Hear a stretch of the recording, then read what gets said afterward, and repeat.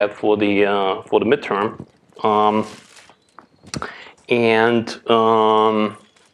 What else do I need to say? That's about it. Questions?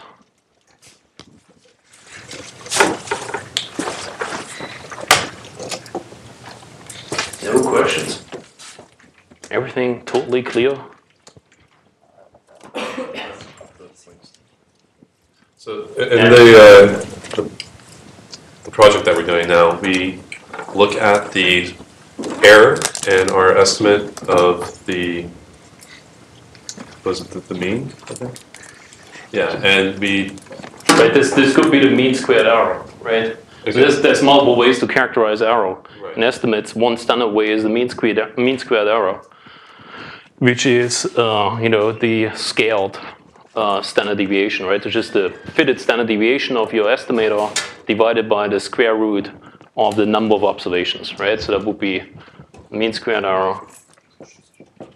So that's going to be, if it's the mean squared error of the mean, right? Let's say of mu hat, right? That would be the standard deviation, or the fitted standard deviation, right? That's the only quantity that you can get, right? Divided by the square root of n, where n is the number of observations. Yeah, I guess the confusion comes in when we're talking about the conversion between, say, weekly and yearly, like we do in the project. Mm-hmm. And we have a large number of weekly points. Mm-hmm. Is that number of points still the n, even though we're trying to look at the mean square of mu yearly? So if you it depends, right? So if you let's say in the setting of the class, right, we had daily observations, right, and we computed the sample mean of those 15,000 plus daily observations, right? So the n in this case would be 15,000 whatever data points, and then we also converted this to monthly, or at least monthly or weekly estimates, right? And if you do that, you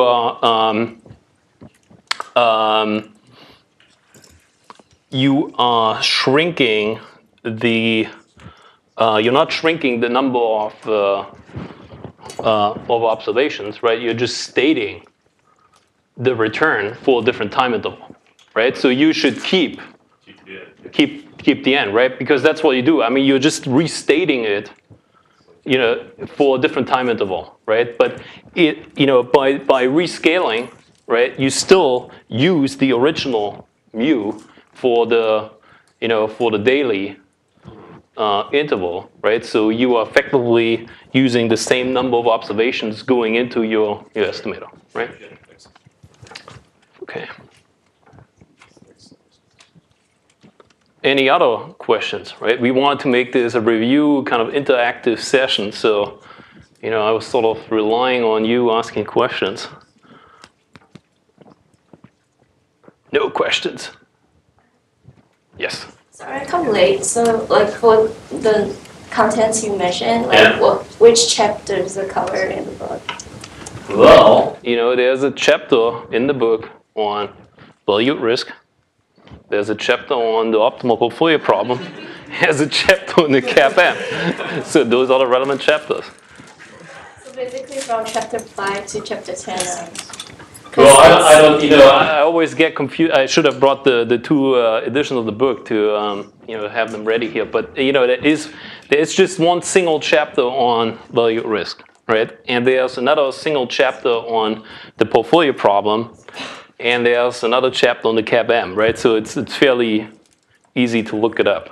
Or maybe I missed the question. Maybe was that the question? Well, the lecture slide is covered more than 3 chapters in that case, so I'm kind of confused about Well, these are the themes, right? And so now you just need to, okay. Look, I mean, there's I believe maybe what you're asking is, there's a distinct chapter. I think it's called Models and Data in the book that talks about things like the, estimation of means and variances and covariances and errors and stuff like that. So that would be an additional chapter you'd have to go through unless you have that background. right? But this is already a fairly precise description of the final that you're going to see, right? So it can't be any more concrete. So it's now just mapping the themes and the chapters, and then you're all done. And a very good preparation. So I will post a practice final that gives you a fairly good idea of what how the final is going to look like, and that will have solutions. And that will be posted, I guess later today or early tomorrow, right? Yep. And I do encourage you to, once you've identified the relevant chapters, to do the problem sets at the end of those chapters, right? They're very good exercises. And by the way, many of those exercises have solutions in the back of the book. Right, I think it's the odd or the even problems. I forget which ones, but they are the solutions, right? So you can cross-check. Yes? Also kind of along the lines of the project and scaling to yearly. I didn't understand why when you're looking at a annualized variance, why are you multiplying the weekly variance by 52 and not 52 squared? Because when you're scaling well, we worked this out, right? So it's like all right. So what you're saying is you're just you're just looking at or maybe there's I have a bunch of slides on that. So is your question why you scale with the square root rather than why you don't scale with the you do scale with the square root, right? If you want to convert the volatility to a different time interval, you scale with the square root. Okay. Right? We had a bunch of slides on that. I can pull out those slides. If that's the question that you're asking. Is it? It's scaling it. So I guess it's scaled up as 52 times whatever the weekly variance was. So that if you well, the variance is just But if you're scaling by square root of the number of observations, that's no, it's not the square root of the number of observations. It's the square root of the number of time periods you have. Like if you have a year, right? If you have weekly estimates and you want to go to the year, there's 52 weeks, right? So the scaling is 52 at the level of the variance, but it's the square root of 52 for the volatility. okay. Right, because if you have variance, right? If you have the variance of whatever x times y, and x is just a number, right? Then it comes out as x squared times the variance of y. Okay. Right, and so if you take square root to get the volatility, that's no. Hold on. Now I'm saying. Now you confused me, right? Here we have the square root, but here we don't have the square root, but the Since you're scaling the standard deviation by square root of n, that means that the variance would be when you square are that. you talking Vegas about this over rather n. than something else? What are you talking No, about? but I get because you said there's 52 periods, so then it'll be instead of the denominator of that would be square root of 52 squared, so square root of 52. Okay. Yeah. Okay. So, all right. So, yep. And by the way, did you read my my little thing? You had this question regarding the arbitrage argument. So I put this up in the slides. Okay, good. Are you convinced now? I'm convinced. All right. Yep. Just a question from the book. So the variance of the portfolio, the book has the formula as a summation, the double summation, and then in the minimization there's a factor of 1/2, and explains it only as being there for convenience and a solution. And it is only there, right? That's the way we did this. So the reason is if you if you look at the right, so you have what do? You do have this problem here, right? You minimize the variance of the portfolio return, right? Subject to a constraint on matching a target return, right? So subject to matching a given portfolio return, right? And so just for, looking at this, right, it's clear that you can multiply the objective here by any constant without changing the optimal solution, right? So that's a fact, right? So why did we scale by 1/2, right? What is the variance? The variance is, it's that double sum of I, J, and then we have Wi, Wj, and we have the covariance between, Ri and Rj, right? Then you see here this product, right? And if you take the derivative, right, in order to solve that problem, right, we formed the Lagrangian L, and that was the objective, right? It was the variance. Minus the constraints, right? And if you differentiate the Lagrangian, right, you have you will have square terms. Taking the derivative, you're getting a factor of 2 that cancels with the 1/2, right? So you're getting rid of some terms by scaling with the appropriate constant. Right, so it's just like that. It's you don't have to do it. It doesn't change the solution, obviously, but it get rid of some scaling factors to make the solution look cleaner. That's the only reason. Right. Okay. Any other questions? Otherwise, this is going to be a fairly short lecture here.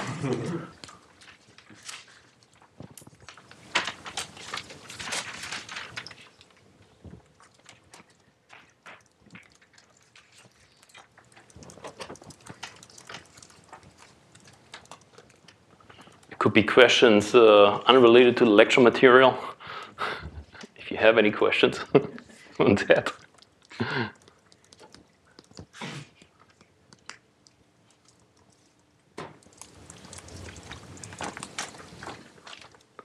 Is the value at risk concept, is that reasonably clear? Because there will be a question of value at risk there.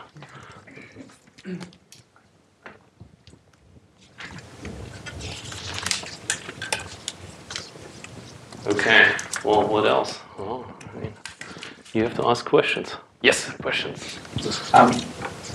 What happens physically when you short a security? If you optimize and you have a minus something, what's the actual? How does it work in practice? Yeah. Okay. So, there's several ways to short securities, right? One would be a repo, which we discussed, by the way, in the first half of the class. So we can just look at this and describe how things work. So the repo is used for shorting things like bonds or other fixed income securities, right? There's another way to short, stocks, which is perhaps a little bit easier. So let me talk about shorting stocks first. So if you say you are an investor, right, you've decided you want to short the, say, IBM stock. Let's say 100 shares of IBM you want to sell short. The way that would work is that you would contact your broker, okay, and say, find me 100 shares of IBM stock.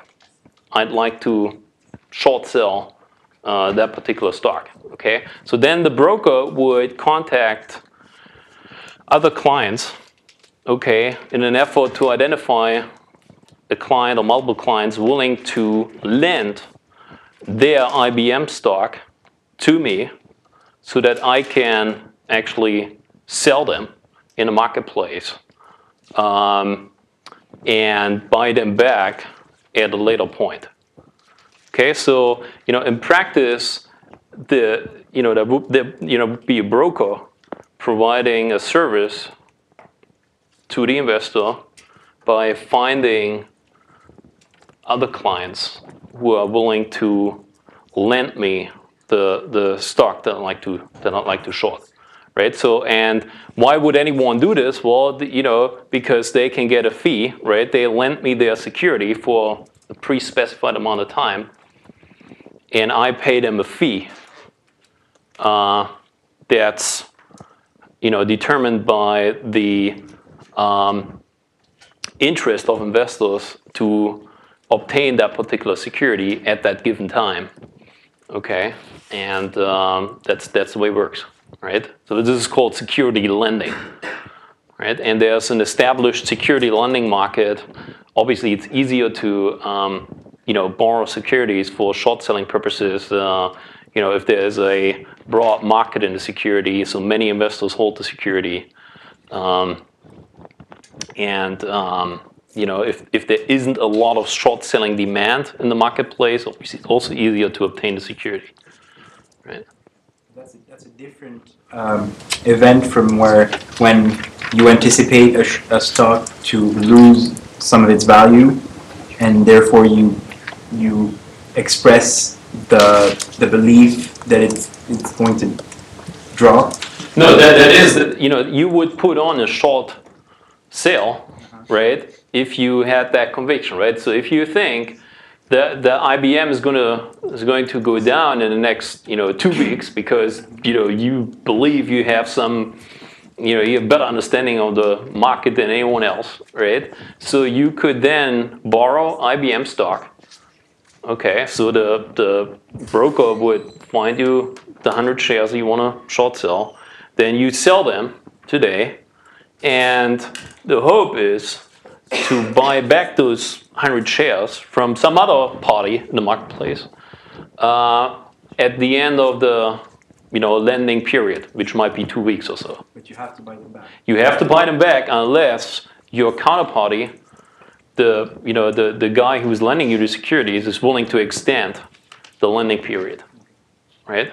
So, but that's at the discretion of the lender. If the lender decides not to extend the lending agreement, you have to buy at the available market prices. And if the market has moved up rather than down, right, then you could suffer a theoretically unlimited loss, right? Because the stock might have risen to a very high level in the meantime, and yet you have to cover your short at the available prices. Right? So for bonds, it's a bit more complicated, and that's where the repo contract comes into play, right? So a repo is the following, right? You have two parties, A and B, okay, and there's two transactions, one at the spot and the forward deal, right? So there's two parties, A and B, and let's suppose B is the one who's trying to short sell a bond, right? So again, there's a search process, right, facilitated by a broker, or by direct interaction with other market participants, right? So and let's say B has located another party A that holds a certain bond, let's say an IBM issued bond. Okay, then they would agree to a cash sale where the bond would change hands, would go from A to B, so that's the bond. Okay, and B pays the current price of the bond to A, right? So that's the price P. So it's the dollars P, right? And at the same time that they agree on this cash transaction, they also agree to reverse the transaction at a later time. So that might be 1 week, it might just be a day, or it might be 3 months. These are typical lending periods here, right? So they agree to reverse the transaction, so B would have to return the bond to A, and A returns cash plus interest. Okay, so that would could be written like this: P times 1 plus R, and R is known as the repo rate. Okay, so that's the agreement. Now what B does, B has obtained the bond and sells it to some other party C in the market. Okay, so therefore B has borrowed the security effectively, right? And is now able to sell it to some other party C in the marketplace, and the intention is to repurchase the bond when the repo matures, and then return it to A. Okay, so that's a fairly well established and liquid market to obtain securities. But that's not the only use of this repo contract, right? For A, it could also be initiated from the other party, right? We've talked about the interest of B to short the security. That would be one motivation to enter into this repo. Another would be for A to obtain a loan with face value P and at interest rate R, right? So A effectively obtains a loan at interest rate R, and that loan is collateralized by the bond that changes hands, right? So it's not, for this transaction, right, it's not necessary really that B sells the security to some third party in the marketplace. B could just hold on to the security and use it as collateral, right? So B would, in this transaction, B would effectively be the lender, right? Would lend P dollars to A and obtain the bond as collateral. Okay, this is a very attractive transaction, in particular for short-term money market funds who collect money and invest it on a very short-term basis, right? They are very interested in these instruments because they are short-term instruments for once, and they are collateralized, meaning that the lender obtains a security as collateral, right? So the risk, the credit risk for the lender is somehow buffered by access to the collateral, which could be sold off in case A fails to, pay back the loan, right? So that's another use, collateralized lending for A to obtain a loan or for B to enter into a short position, right? So these are the typical 3 use cases of repo contracts. Does it make sense? Right? And obviously the repo rate is determined by the supply and demand. Supply and demand of a particular security or class of securities in this repo market, right? So if A happens to own a security that's in high demand in the repo market, right, then A gets away with paying a relatively low repo rate, right, because there's a lot of demand in the market to take on position B, right? So the repo rate is said to be on special because it's it's relatively low,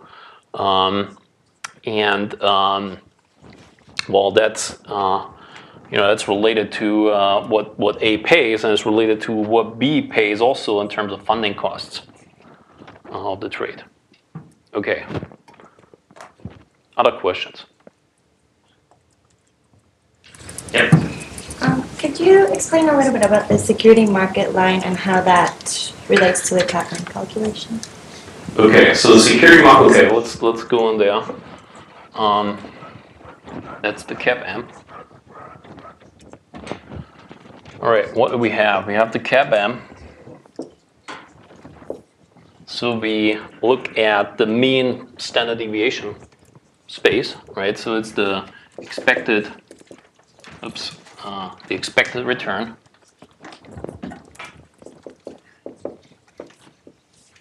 and that's the volatility.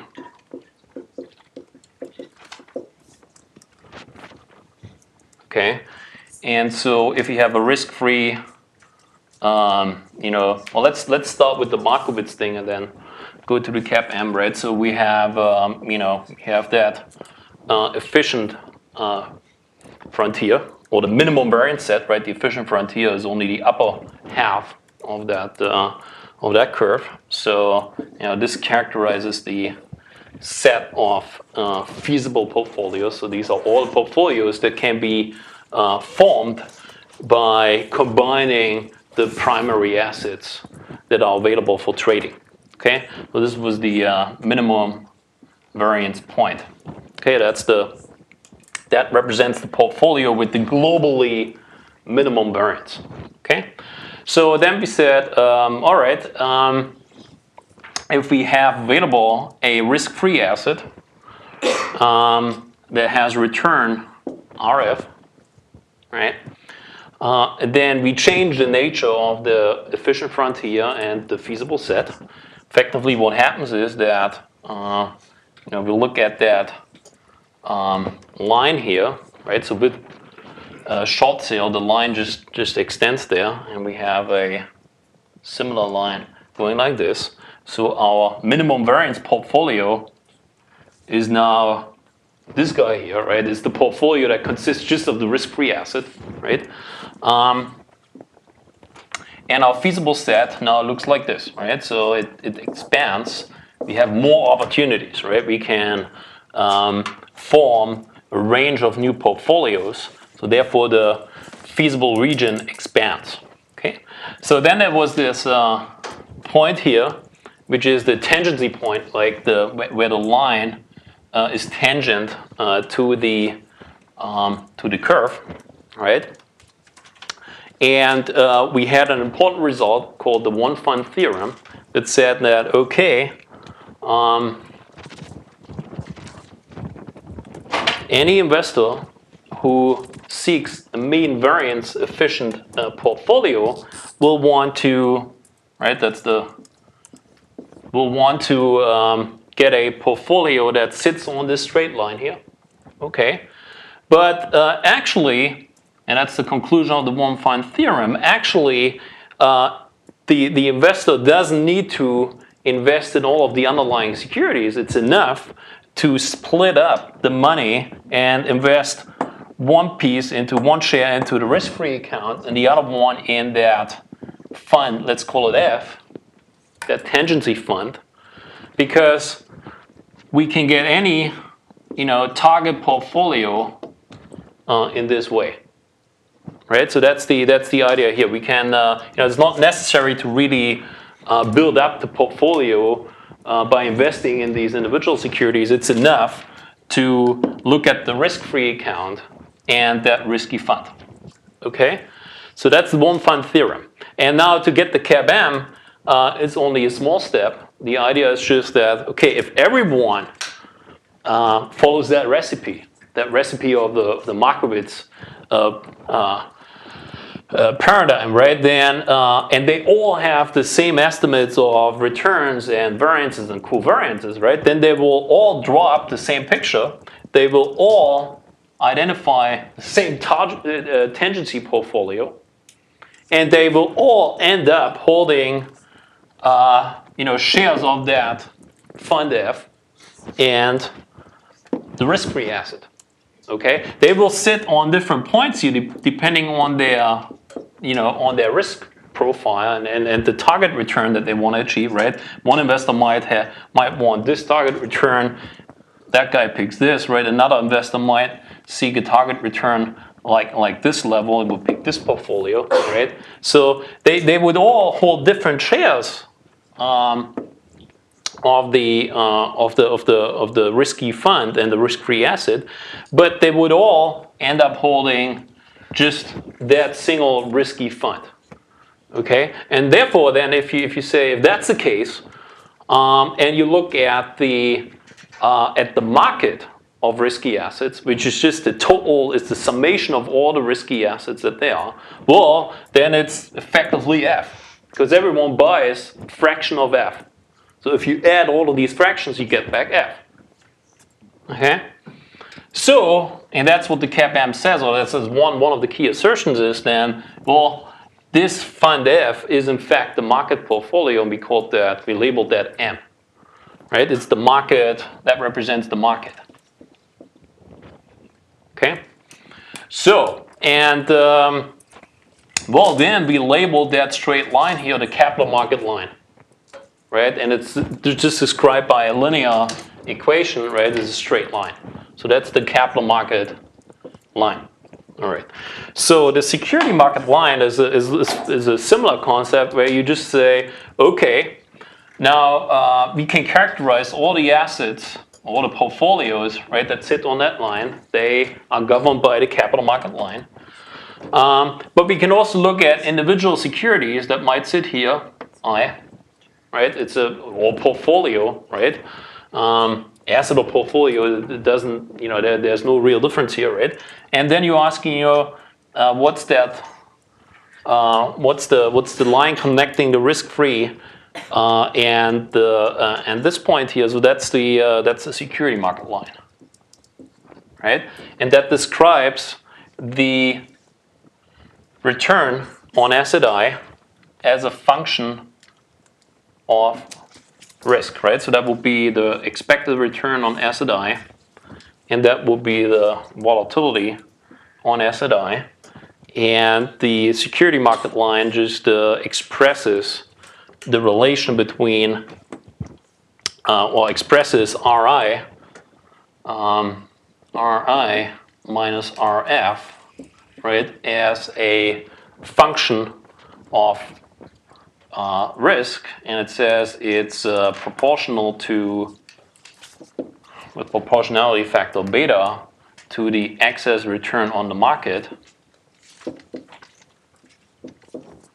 And the beta, right, it's just the covariance between return on asset I and the return on the market divided by the variance of the market, right? So yeah, that's the idea here, right? So the security market line describes the excess return on, right? It would be graphically, it would be this little piece here, right? That's the excess return. That's exactly this quantity here, and describes it as a multiple of the excess return on the market, right? The excess return on the market is this.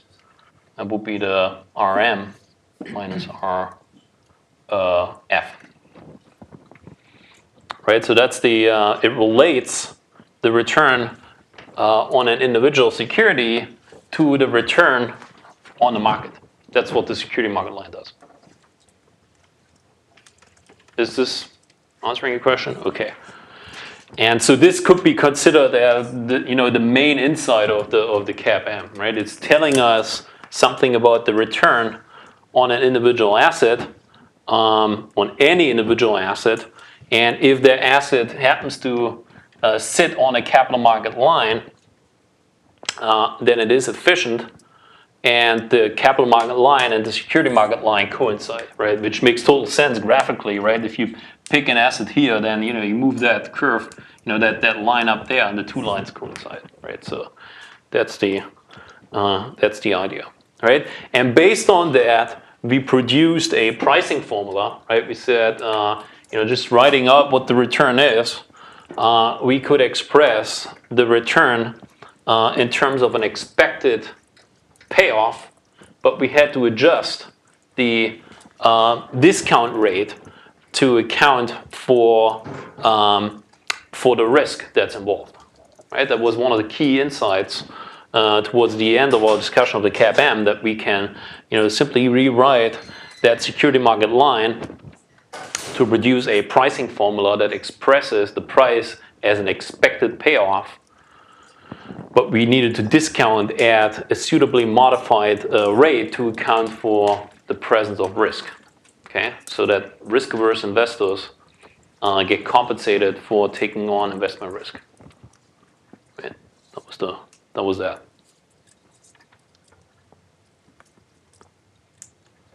Right, and so one of the main takeaways here really is that, and I want you to really internalize that, is that, with certainty, right, if the cash flow of an asset is totally certain, right, you know what you're going to get at the end of the investment period, then computing the value or the price today amounts to just taking account of the time value of money, right? It's just like discounting at the risk-free rate.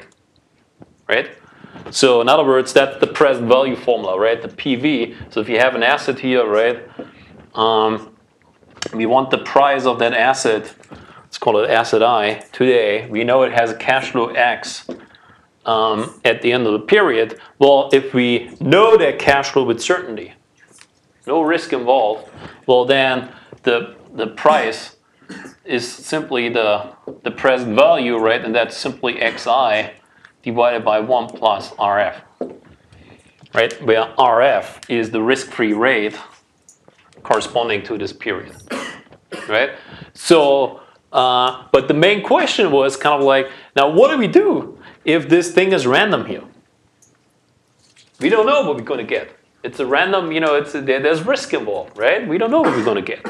So obviously then we can't use this formula anymore because what do we stick in here for the xi? We don't know what xi is going to be. Okay? Now your first bet would be, all right, why don't we then just, so random pi I, it could be, right? You could just take your first bet. You could say, oh, we take the expected payout and discount. Why not? Right? But that's a good step forward, right? We take we look at what we expect to get, and then discount that quantity. The expected value is of course is just a number, right? And so mathematically that's now well defined, that formula, right? But economically there's something that we miss, and what we miss is that a investor who's risk averse will want to get some compensation for bearing exposure to risk, and that compensation is not really factored into this formula, right? Here you just you get what you pay what you expect to get discounted, right? There's no compensation that you get for exposing yourself to risk, right? And let me maybe give you a simple example to make that clear, right? What I mean by that. Let's say you have like two investment opportunities. Let's say it's a very simple stylized example, but it hopefully drives home the point I'm trying to make. So let's say you have two securities here. You have a corporate bond issued by AIG. Okay, so let's say the bond is paying you 20 in case it's stylized, right? In case AIG survives to the maturity date of the bond, and it's paying you 0 in case AIG defaults, right? So we have default and we have survival. Okay, and let's say you've determined the probability of default to be 50%. So so that's like chances 1/2 that you survive, right? So and the second, so that would be the IBM bond, the AIG bond. And let's say the second investment opportunity that you have is a government bond.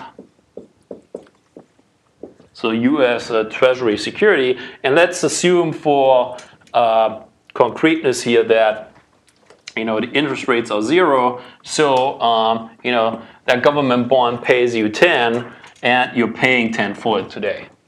Okay, interest rates are 0, just for simplicity, right?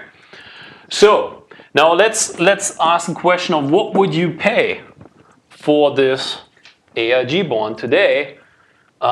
In a situation where you have to make a choice between the two investments. You have to deploy your cash. You have to make a pick here, right?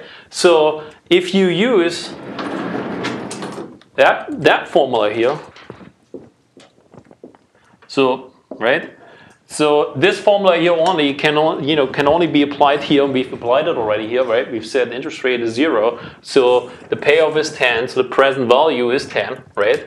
So we've applied that first formula. Now let's suppose we apply the second formula to the AIG bond. What's the expected payoff?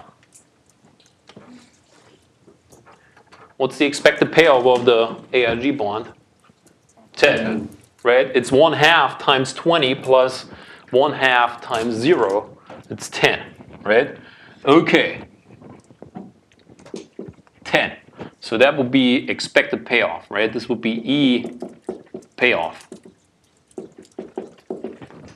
Okay? So now I'm asking the question, who would be going for the AIG bond and who would be going for the government bond? So who would buy the AIG bond? No risk takers here? Who would buy the government bond? Who would do nothing? You have to make a choice, right? So, okay, it seems to be a tendency here to go for the government bond, right? Now, why would you go for the government bond? I mean, with the AIG bond, right, you're buying at 10 and you have 50% chance of doubling your money. So why wouldn't you be interested in that? You can also lose your money. Huh? You can also lose your money. You can also lose your money, right? So there's risk, right? Right, here there's risk, and here there's no risk. Right, risk and no risk. So you can lose your money here, right? There's risk involved, and what most people would say is that, oh man, I mean, I'm actually interested in that opportunity here, but you know, at a price of 10, well, I could also buy a government bond, right? So what that means is this is an example, an intuitive example that's telling you, you know, this pricing formula here can't be wrong. It can't be right, right? Because here we've used that formula, right, to compute the price, and you're telling me you're not interested in the deal.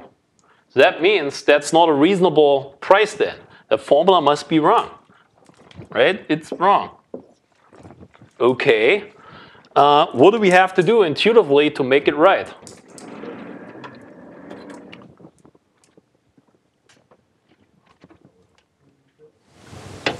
What? Reward for taking risk? Right, you have to build in some sort of compensation for the risk. Well, how do you do this? Well, intuitively, what needs to happen is you need to lower your price. You need to go away from the 10 and maybe go down to 5, let's say. Right? You need to build in a discount. Okay? So, you know, the price is maybe, let's say, you know, so the price needs to be less than 10. And the difference, right, to the expected payoff, you know, that could be viewed as a premium for risk.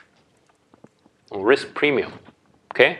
So, and in order to achieve this, right, so this is what we want. The price should be less than 10. You know, I don't know exactly what the price should be, but, you know, assuming that there is some competitive market, you know, people would decide on what's reasonable, and the price would settle on something that's less than 10, right?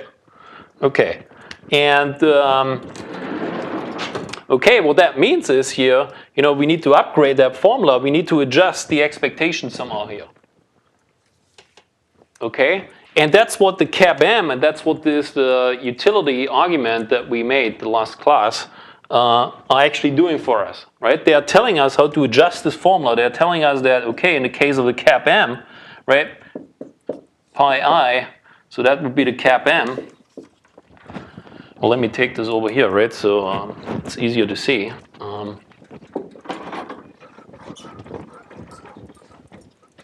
The CAPM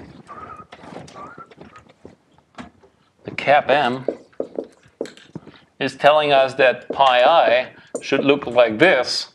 You know, again, we have the expected value of x. And again, we have that discounting here, 1 plus RF, right? But we are taking something, in general, we are taking something off the x, right? So there's, you know, there's a constant, I think we call it lambda, lambda times something. Well, let's do it like this. It's enough to do it at this level, right? We are taking something off, and therefore we are lowering the price. right? And the cap M is telling us exactly what that constant should look like, right? It's telling us, it's giving us a formula for that constant, right? It's like the lambda, it's lambda times the beta I believe it was, right?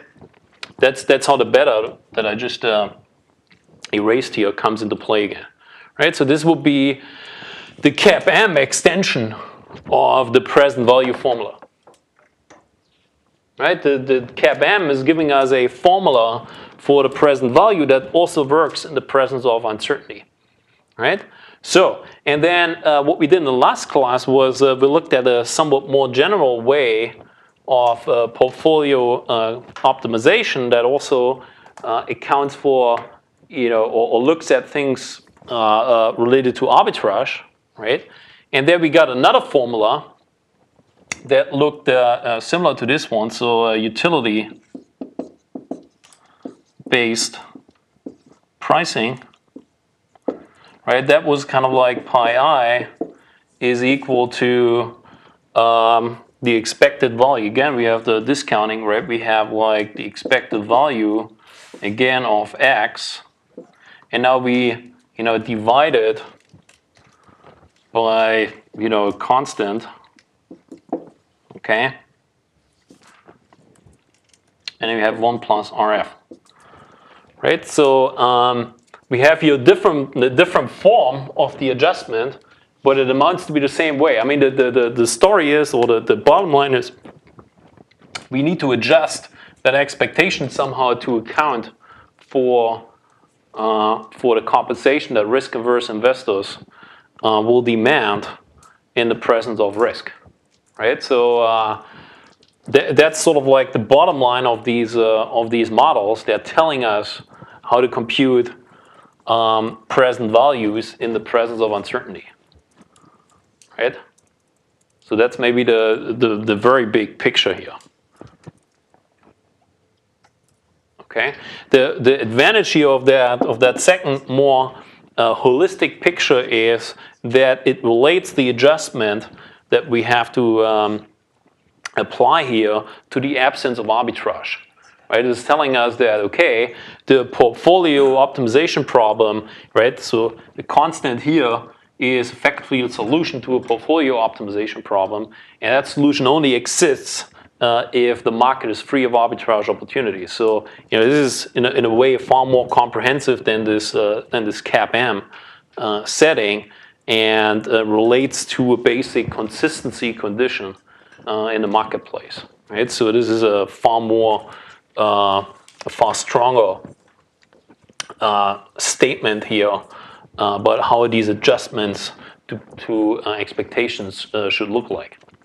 Okay. There's in fact a third way to look at this that I haven't really talked about, which goes a bit beyond in the level of technical sophistication, and that is, you can do this once you fix the price. Let's say pi I, okay, is whatever the market price is. It's going to be less than 10, and let's say 550. Okay, you can now turn around and say, okay. What are the probabilities that I have to assign to the different scenarios such that the expectation, given these probabilities, is exactly equal to the price? Okay? So it's kind of like we are asking, we find new state probabilities. Let's say pi, well, let's just say p, right? We just have p and 1 minus p, right? P and 1 minus p, such that the price, let's just call it pi because we have only one security here, right? Find new state probabilities p such that the expected value, right, under these new probabilities p, of the payoff is equal to the price, to pi. Okay, so it's kind of like saying, what do we have to do? How do we have to change the probabilities so as to make the formula right. That's yet another way to look at this pricing problem, right? Here we sort of didn't fiddle with the probabilities. We looked for adjustments to the payoff, either additive adjustments or multiplicative adjustments. But now, well, one can say, let's tweak the probabilities to make the formula right? And so this will be another way to do this here. And this example is very easy to write out, right? So the expected payoff is simply P times 20 plus 1 minus P times 0. And we want this to be equal to, whatever, 550. That's the price, right? So we can back out the P. Okay? So this is in fact another way to look at the pricing problem. It doesn't need the CAPM, it doesn't need the utilities. This goes by the name of arbitrage based pricing. And there's a lot of theory and application for this type of thing. But it goes a bit beyond this particular course. But you will see this again in 245B, which is offered in the winter. So if you have any interest in adjusting your probabilities, then 245B would be a good class to take. Okay.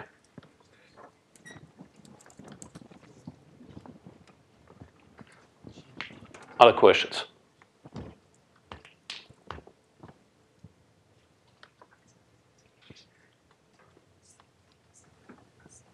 No questions? Okay, well then we can close that class here. So thanks for taking the class. I hope you enjoyed it. And there will be office hours next week by the TAs. If you have questions, shoot me an email, right? Or contact the TAs. Again, a very good preparation will be for the final. We'll be going through the textbook and the examples. I mean, there's lots of examples, good examples in the textbook, and the problems in the exam will be at the level of those that you find in the textbook, right? Not the ones with the stars, but the regular ones, right? And it's the problems will involve a little bit of computation, but not no tedious computation. Just simply applying the concepts. And sticking in some numbers and performing some very straightforward computations of that nature, right? And maybe drawing a few pictures. But what's important is to really understand the concepts. It's not performing computations or developing proofs or stuff, right? So it's going to be like that. Okay, it's basically like the textbook questions. Okay. One other thing, we do appreciate your feedback. So, on Access, you can provide feedback. We would value your feedback, what you liked, what you didn't like, hopefully nothing. That helps us to improve that class going forward. Okay, so thanks very much. Good luck with the final, and I hope to see you again in a future class. Okay.